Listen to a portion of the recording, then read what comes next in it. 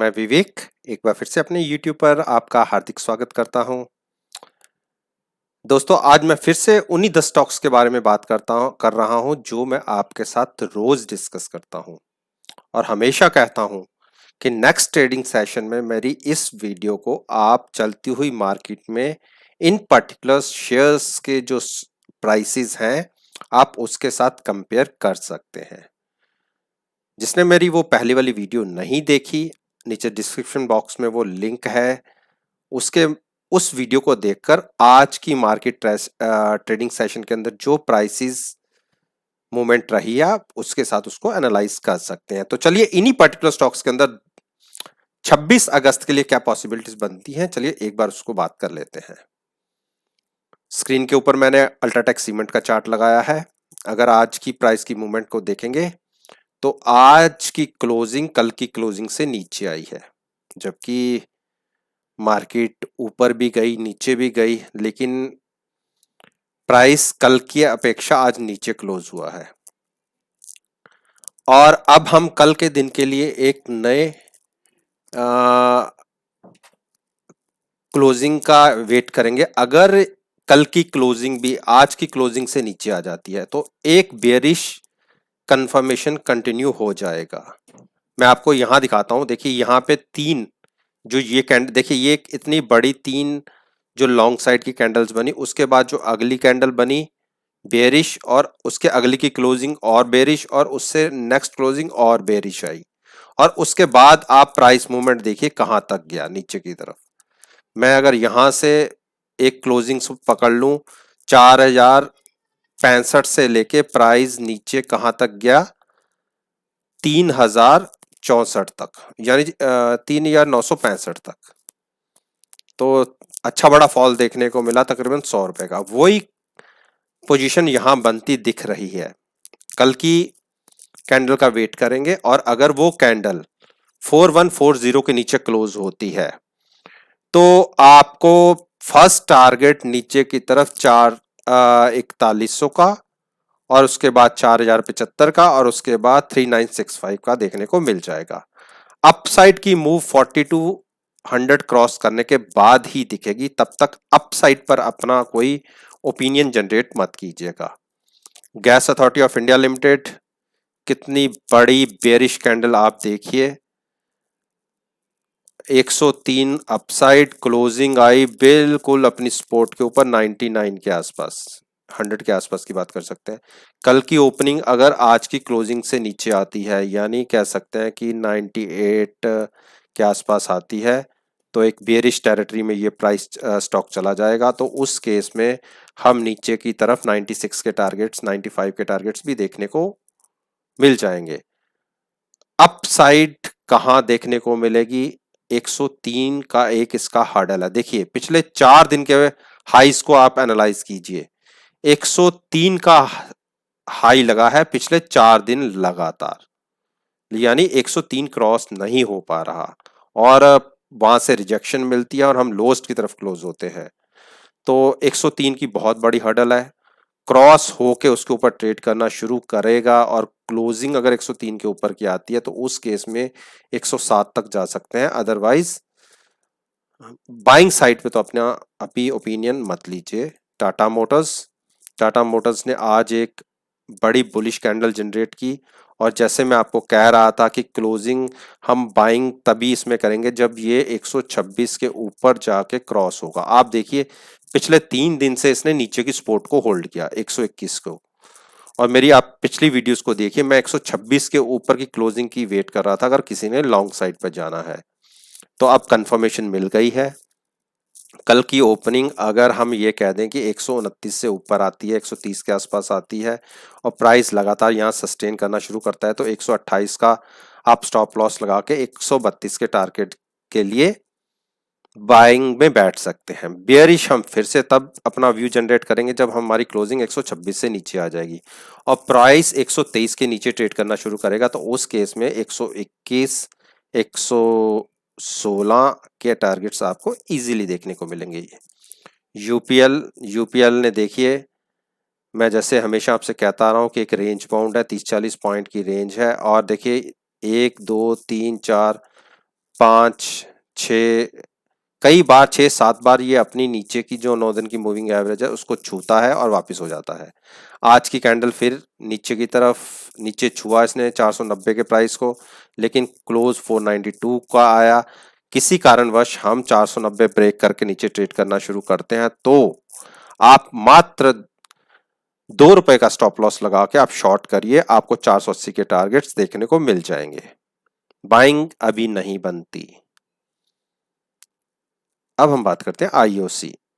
IOC पिछले 2 candles bearish थी। आज की क्लोजिंग हम कल की क्लोजिंग से ऊपर आई है, लेकिन एक कंफर्मेशन अच्छा मिला है कि हमने जो अपनी 4 मूविंग एवरेजेस हैं उसको क्रॉस करके ऊपर क्लोजिंग दी है। कल की ओपनिंग अगर हम ये कह दें कि 89.50 के अबव आती है और ट्रेड करना शुरू करता है तो आप केवल 50 पैसे या ₹1 का ही स्टॉप लॉस लगा के आप बाइंग में बैठिए। आप ऊपर की तरह हम 90-91 के टारगेट्स को इजीली अचीव कर सकते हैं। शॉर्ट्स में हम तब बैठेंगे जब हम 88 के नीचे ब्रेक करेंगे, उस केस में हम 85 तक गिर सकते हैं। लेकिन अभी जैसी आज की क्लोजिंग हमें मिली है तो हम ये कह सकते हैं कि हम अभी अपना बेयरिश व्यू नहीं क्रिएट करेंगे, क्योंकि आप देखिए यहां से एक बड़ा डाउन ट्रेंड देखने के बाद स्टॉक ने प्राइस ने अब धीरे धीरे ऊपर की तरफ मूव करना शुरू किया है। हीरो मोटोकॉर्प ने आज फिर रिजेक्शन में लिया। आप देखिए इस वाली टेरिटरी से जब ये बाहर आया तो कंटिन्यूस इसके नीचे ही ट्रेड कर रहा है। अब पिछले 5 दिन या 6 दिन इसने अपनी जो ये रेजिस्टेंस है इसे ब्रेक करने की कोशिश की है, लेकिन सफल नहीं हुआ। तो कल के दिन के लिए भी प्राइस 3060 के ऊपर नजर रखनी होगी। अगर इसके ऊपर क्लोजिंग आ जाती है तो हम इस जोन में फिर से एंटर कर जाएंगे, तो ये एक बड़ी सपोर्ट नीचे की तरफ देखने को मिलेगी। उस केस में आप 3200 के टारगेट्स के लिए भी प्ले कर सकते हैं बाइंग साइड पे। लेकिन क्लोजिंग हम ये कह सकते हैं 3065 के ऊपर आनी चाहिए। शॉर्ट में हम तब आएंगे जब हमारा प्राइस 2933 को ब्रेक कर देगा नीचे की तरफ हीरो और लगातार नीचे सस्टेन करना शुरू करेगा, तो उस केस में आप 2850 के लिए ट्रेड कर सकते हैं शॉर्ट साइड पर। टाइटन ने आप देखिए ये जो रेंज पकड़ी हुई है 30-40 पॉइंट की, इसी के अंदर है और आज एक बार ये अपनी नीचे की सपोर्ट को ब्रेक किया, लेकिन फिर क्लोजिंग हाई पर ही आई है।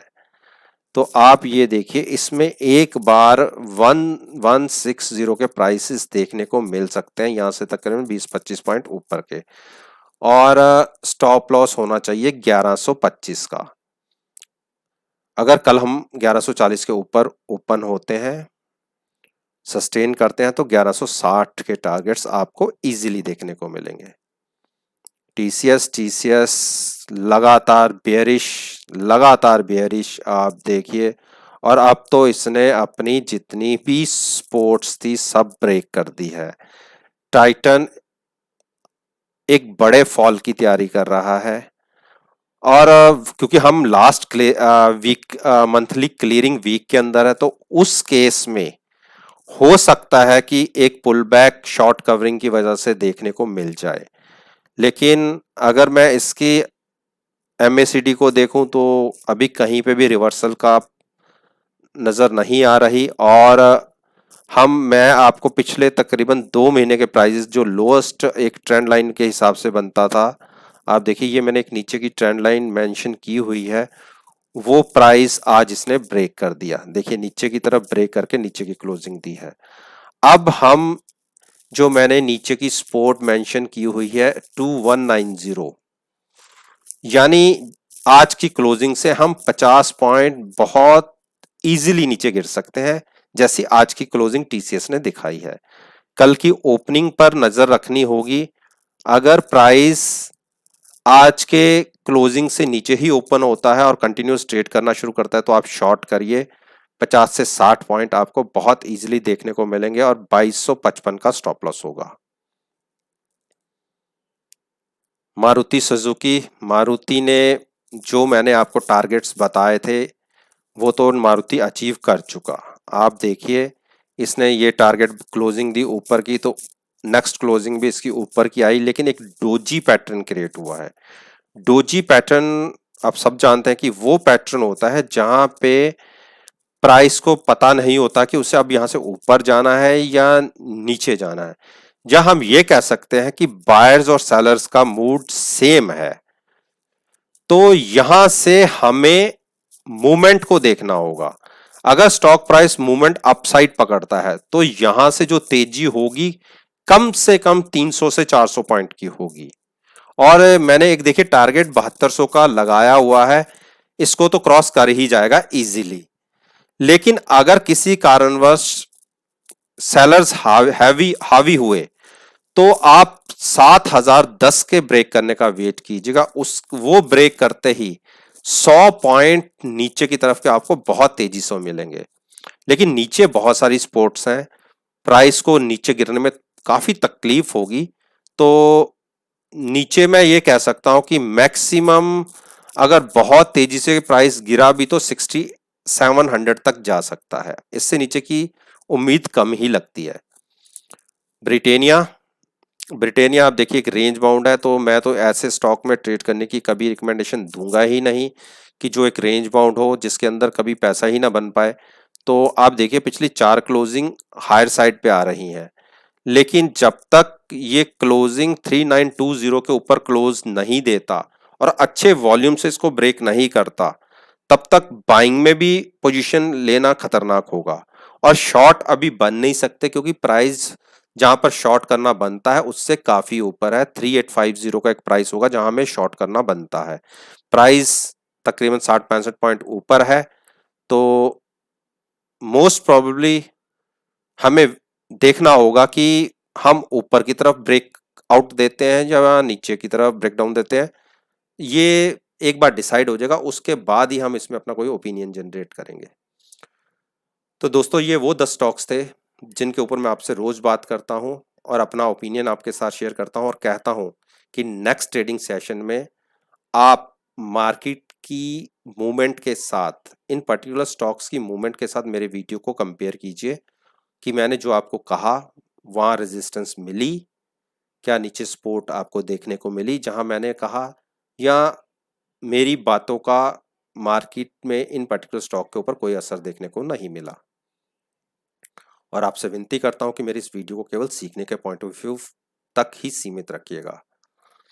और अगर वीडियो पसंद आए लाइक कीजिए, शेयर कीजिए और मेरी पास्ट परफॉर्मेंस को भी एनालाइज कीजिएगा। तो चलिए इसी बात के साथ मैं आपसे विदा लेता हूं और एक नई वीडियो के साथ फिर से आपके सामने आऊंगा। तब तक के लिए धन्यवाद। Take care and